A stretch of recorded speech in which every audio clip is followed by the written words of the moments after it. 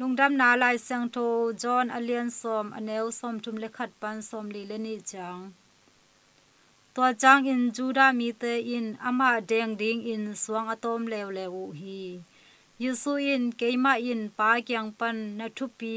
tampi konglak zo hi Tuate lakah bang thu hangin suang to ke hong deng ding na hi hiam chi in adong hi juda mite in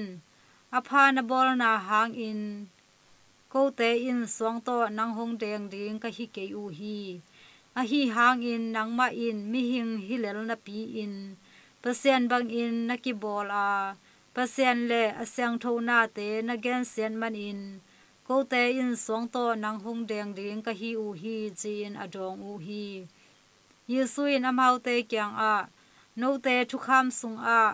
no te pasian te na hi hi akichi zo hi chin kigel hilo a hi hiam pasian kamal ama tunga atung mi te pasian te kichi a hi le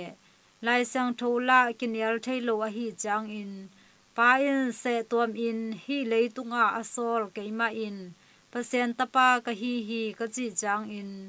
no te in bang hangin pasian na gen sia hi hong chi thei na hi hiam Keimah in kapa na ka sep keile ke hongum ke un a hi hangin tua na lamdang te ka bol le no te in ke nongum ke zongin tua ka bol na lamdang te na un tua ka sep ka bol na lamdang te hangin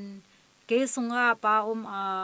pa sunga zong ke ka na thu no te in na thei chan ding hi achi hi tua khit chang in amau te in ama mat na ding a han cham kik leuleu hangin amau te khut pan ama aswak ta hi nidang a John in a baptize na mun